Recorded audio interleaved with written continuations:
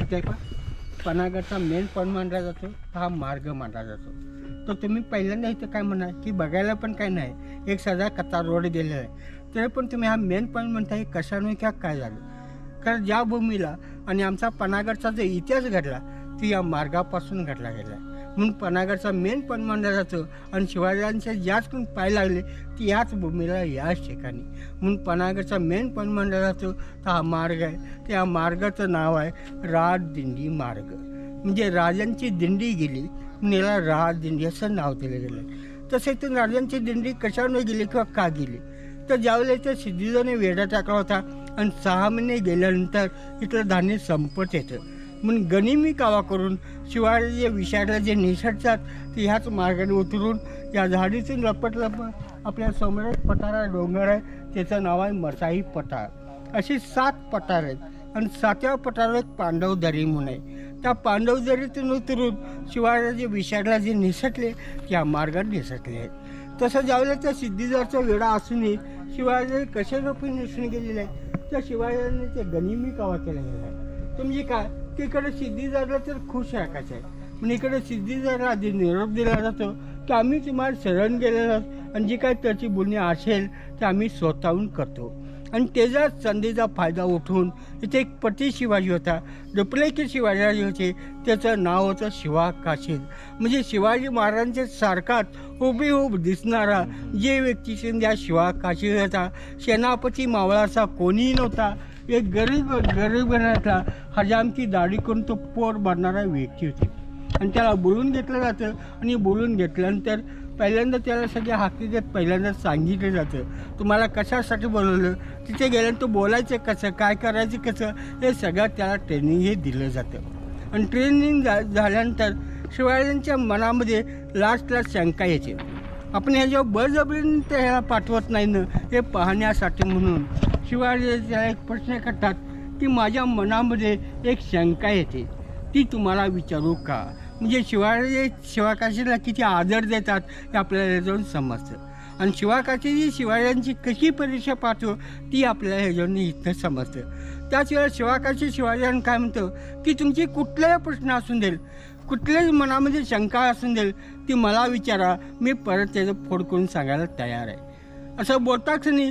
त्याच वेळेला शिवाजी काय म्हणतात त्याला की तुम्ही जायला तयार आहात का आता, म्हणजे सिद्धीजाला भेटायला तुम्ही जाणार आहात का, हे मला आता याचं उत्तर द्या. आणि त्याच वेळा पटकन हा शिवाकाशी शिवाजीराजांना काय म्हणतो की मी आता जायलाच तयार नाही आहे आणि तुम्ही मला काय शिक्षा देणार. त्याच वेळेला शिवाजी काय म्हणतात, तेवढा मोठा काय गुन्हा केला गेला याचा उलगडा करून सांगा आणि मग शिक्षा द्यायची किंवा नाही द्यायची ती मी ठरवतो. असं बोलल्यानंतर शिवाकाशी काय म्हणतो, त्या हाच माझा मोठा गुन्हा आहे की जसं तुम्ही बारक्या पोरग्याला समजत आहे त्या पद्धतीने मग तुमच्या एकूण एक खानाकून सांगितलेले आहेत, ते पण माझी आता जायची इच्छाच नाही आहे आणि हाच माझा मोठा गुन्हा आहे आणि त्यामुळे मला आता काय शिक्षा देणार. त्यावेळेला शिवाजी त्याला काय म्हणतात की तुम्ही काहीच गुन्हा केला नाही सा, कारण का की आम्हाला काय तर मदत पाहिजे होती म्हणून मी तुम्हाला बोलवलं. आता तुमची इच्छाच नाही आहे तर तुम्ही आनंदाने घरी जाऊ शकता, आम्ही तुम्हाला काहीही शिक्षा देणार नाही. असं बोलताच नाही. त्याच वेळेला हे बोलणं ऐकलं त्याच वेळेला शिवाकाशी एक वाक्य वापरतो. हे वाक्य म्हणजे काय की मी 2 मिनिटासाठी राजा होतो आणि राजाच म्हणून मी मरतो, याच्यापेक्षा मला आनंद कुठलाही नाही आणि मी आता सिद्धीजाला भेटायला जायला तयार आहे. असं बोलल्यानंतर त्याच वेळेला शिवाजी त्याला परत विचारतात की मग पहिल्यांदा तुम्ही नाही का म्हणला, हे जाता उत्तर द्या. त्याच वेळेला शिवाकाशी शिवाजीराजांना काय म्हणतो, त्या हाच मोठा गुन्हा असल्यामुळं आणि तुम्ही जशी माझी आत्ता पण माझी परीक्षा पाठाला तशी तुमची छोटीशी परीक्षा पाहावी, कारण का किती केला तर तुम्ही राजे आहात, तुमचं बोलणं कसं येतं काय येतं हे मला पाहायचं होतं, एवढ्यासाठी मी पहिल्यांदा नाही म्हणलो आणि मला माफ करा आणि मला आता जायला परमिशन द्या. असं बोलल्यानंतर त्यावेळेला देवस्थान ठरवला जातो. तो दिवस आता म्हणजे 11 जुलै 1660 हा दिवस उजाडतो. त्याच वेळेला ह्या 2 पालख्या सजवल्या जातात. पहिली जी पालखी बाहेर पडते या शिवाकाशीची शिवाजीराजे म्हणून त्याला पूर्वेकडच्या 4 दरवाज्यातून इकडे सिद्धीजाला भेटण्यासाठी त्याची बोलणी करण्यासाठी इकडे लावून दिलं जातं.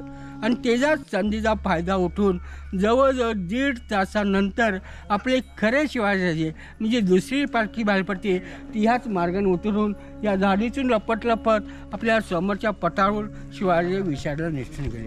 तिथून पटार दिसत नाही व्यवस्थित, ते आपल्याला नंतर दाखवतो मी पटार. तर त्या पटावरून शिवाजी विषाडला निसटले. आता इकडे तळची बोलणी चालू होते. ही तळची बोलणी जवळजवळ 6 तासात तळची बोलणी चालू होते. तसं जर पाहायला गेला तर शिवाजीराजे इकडे 6 तास लागलेले असतात तरी याला सिद्दीजारला ओळखत नाही. खरं त्यांचा मेन सेनापती होता, त्याचं नाव होतं फाजल खान. हा अफजल खानचा मुलगा हा फाजल खान, याच व्यक्तीला शिवाजी कसे दिसायला होते, काय होतं, त्या व्यक्तीला सगळं माहिती होतं. आणि तो कोल्हापूर साईडला होता आणि त्याला बोलवून घेऊन त्याच्याकडे ते न्यायला होतात, बघायला होतात.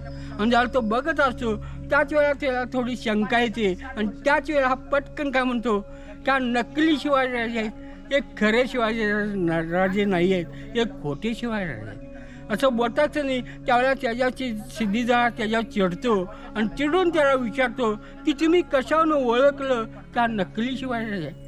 कारण का पोशाख बघितलं तर शिवाजीराजांचा आहे, चेहराही जर बघितला तर शिवाजीराजे आणि शिवाकाशी यांच्यात काही फरक नाही आहे, तरी पण तुम्ही नाही म्हणता हे कशावरून किंवा काय झालं. तर तो काय म्हणतो की त्याला 2 प्रश्न करा. त्यांनी 2 प्रश्नांची आजची जर उत्तरं दिली तरच आपण याला खरे शिवाजी म्हणूया, नाहीतर खोटे शिवाजीराजे असं बोलतायचं नाही. त्याला पहिला प्रश्न केला असतो तो म्हणजे काय की तुम्ही कोण आहात आणि इथं कशासाठी आले आहात इथं तर मला उत्तर द्या. त्याला क्षणाचाही विचार करता हा शिवाकाशी सिद्दीजारला काय म्हणतो की खरा शिवाजी मीच आहे आणि मी जसं तुम्हाला निरोप दिला गेला आहे त्या पद्धतीनं मी तर तळची बोलणी करण्यासाठी आलेलं आहे. आणि तुम्ही बाकीचं कुणाचं जे काय करत असाल तर तुम्ही कुणाचंही काही ऐकू नका, खरा शिवाजी मीच आहे असं बोलल्यानंतर ह्या सिद्दीजारला परत पटल्यानंतर परत त्याची बोलणी चालू होते. परत एक अर्धा तास जातं आणि अर्ध्या तासानंतर त्याच्या गळ्याकडे लक्ष जातं आणि गळ्याकडे लक्ष गेल्या सगळ्या माळ दिसत होत्या. खरं एकच माळ दिसत नव्हती. ही माळ म्हणजे कवड्याची माळ. किती जरी जीवाला जीव देणारी जी व्यक्ती जर असली तरी कवड्याची माळ कुणालाही काढून दिली जात नव्हती. आणि त्यावरनं त्याला दुसरा प्रश्न केला जातो, तुम्ही खरं शिवाजी म्हणता, आम्ही मान्य करतो, खरं तुमच्या गळ्यामध्ये एकच माळ नाही, ही माळ म्हणजे कवड्याची माळ. ही माझ्या पहिल्यांदा तुम्ही हाती घ्या, त्याच वेळेला तुम्हाला इथे खरं शिवाजी मानलं जाईल, नाहीतर तुम्हाला इथे आता मारलं जाईल. मरण समोर दिसतंय. तर हा शिवाकाशी सिद्दीजारला काय म्हणतो की खरा शिवाजी मीच आहे आणि माझी कवड्याची माळ माझ्या आता गळ्यामध्ये नाही आहे हे मान्य करतो. आणि याचे एक कारण पण सांगतो. हे कारण म्हणजे काय की तुझ्या भावानी मातेनं हे प्रसन्न होऊन ही मला कवड्याची माळ घातली गेली आहे, दिली गेली आहे. आपण रात्रीची वेळ आहे, या जंगलातून येते, मग माझ्या जीवापेक्षाही त्या माळाला जपतो. एवढ्यासाठी ही कवड्याची माळ माझ्या पनागडी माझ्या शासनावरती मिटून आलेलं आहे. आणि ज्यावेळेला परत कधी त्यावेळेला तुम्हाला भेटायला येईन त्यावेळेला कवड्याची माळ तुम्हाला अवश्य दाखवली जाईल आणि आता काय दाखवू शकत नाही. आणि जर माफ जर करायचं असेल तर तुम्ही माफी करू शकता असं बोलल्यानंतर ह्या सिद्दीजारा परत त्याची बोलणी चालू होते. परत एक अर्धा तासाचं म्हणजे जवळजवळ 7 तास जातात. तो पण आपल्या शिवाजी इकडे निम्म्यापर्यंत जाऊन पोचलेले असतात. आणि 7 तासानंतर हा युक्ती करतो. युक्ती म्हणजे काय की आपल्या सेनापतीकडून आपली तलवार मागवतो आणि तलवार मागवल्या त्यांच्या सेनापतीला हुकूम दिला जातो, आज्ञा दिली जाते त्यांचं शिर उडवा. ज्याला शिर उडवायच्या टायमाला हा शिवाकाशी सिद्दीजारला काय म्हणतो की माझे महाराज सुखरूप विषयाला पोहोचले गेले आहेत आणि मी तुमच्या हातात तिरे दिले गेले, फसवलं गेलेलं आहे आणि मला इथे खाणे मारल्याचा तर एक राजाच म्हणून मी मरतोय, याच्यापेक्षा मला आनंद कुठलाही नाही आहे आणि त्यामुळं मला इथं मारलं तरी चालेल असं आणि तुम्ही चुकून त्यांचा पाठला जरी केला असा तरी काही उपयोगांना नाही. माझे महाराज आता आपण विषयाला पोचले देखील असेल असं बोलताक्षणी त्या शिवाकाठीला तिथं मारलं जातं. आणि मारल्यानंतर मी खालच्या जायचं म्हणजे मलकापूर पाणोपाणी येवण जगाई इकडून हा सिद्दीजार हा शिवाजींचा पाठला चालू करतो. आणि पाठला चालू करत असताना मध्येच एक छोटीशी खिंड लागते. त्या खिंडीचं पुरीचं नाव तो घोडखिंड असं म्हणलं जातं. तर घोडखिंड नाव का दिलं गेलेलं आहे तर तिथं अति घोडदौड झाली होती, मग त्या खिंडीला घोडखिंड या नावानं ओळखलं जातं. आणि त्याच खिंडीला आपण आज ज्या नावानं ओळखलं जातं तिची खिंड म्हणजे पावनखिंड असं म्हणलं जातं. त्या पावनखिंड हे नाव का दिलं गेलं आहे, तिथे काय झालेलं आहे की शिवाजीराजे आणि आपले मावळे हे संपूर्ण म्हणजे विश्रांतीसाठी म्हणून असे बसलेले असतात. कारण का शिवाजी विचार करतात की आपण या पन्हाळगडापासून जवळजवळ 50 किलोमीटर अंतर चालून गेलं आहे, थकलो गेलेलं आहे. इथे थोडा विश्रांती घेऊया, पाणी चेन पिऊया आणि मग आपण इथून विशाळगडला जाऊया. आता काय इथून विशाळगड काय जवळ आहे आणि ते आपण काय सिद्धीला आपल्याला गाठू शकणार नाही, हे शिवाळ्यांचं ग्रहमान होतं. आणि त्याच्यामध्ये बसलेले जातात आणि 15-20 मिनटं जातात तोपर्यंत सिद्धीजवळच्या घोड्यांच्या टापांचा आवाज कानी पडतो शिवाळ्यांच्या.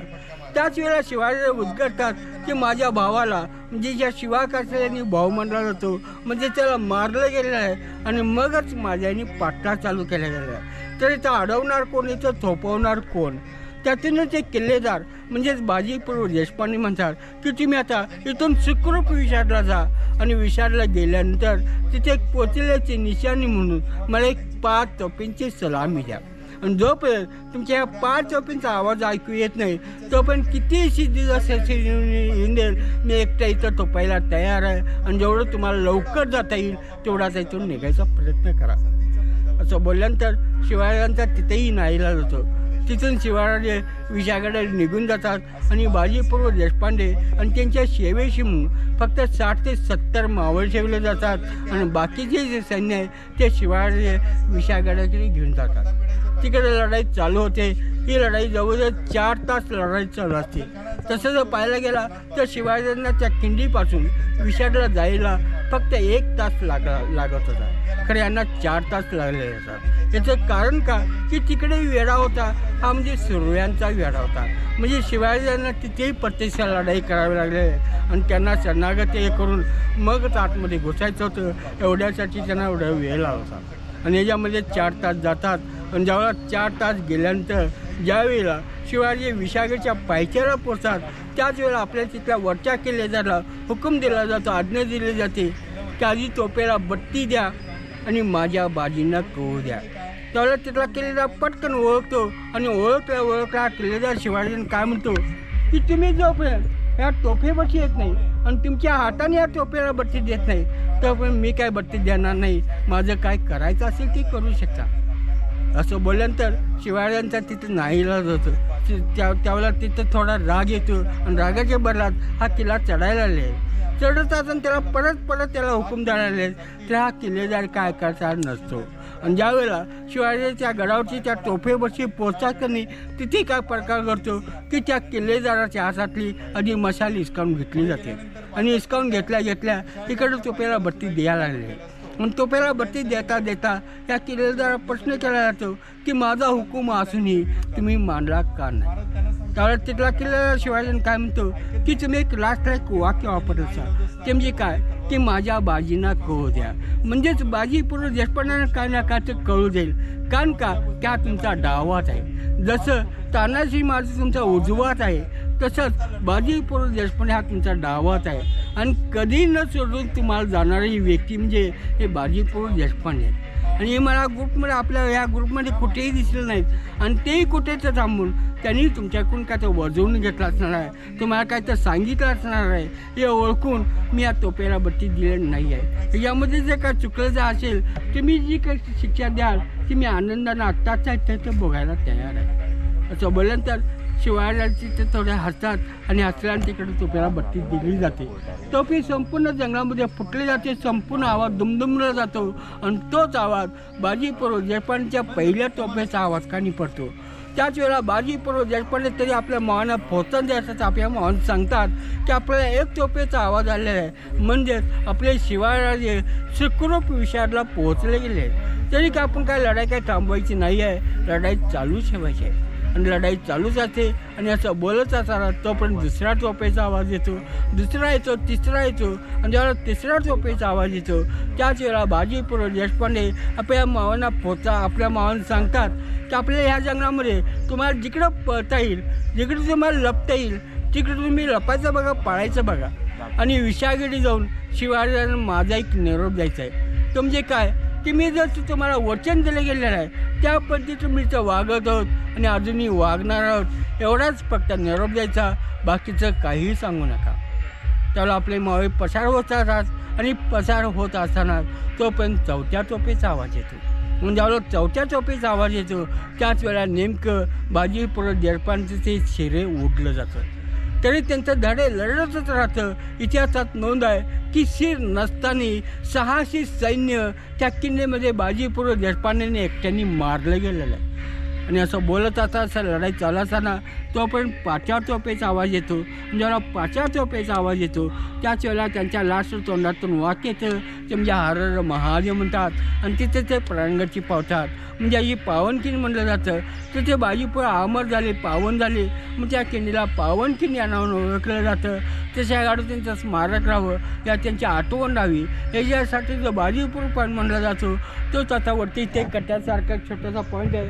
हाच म्हणजे बाजीपूर पॉईंट येतो. त्यांच्या आठवणीसाठी शिवाजी नंतर हे नावही दिलं गेलेलं आहे. मग त्याला बाजीपूर पॉईंट असं म्हटलं जातं.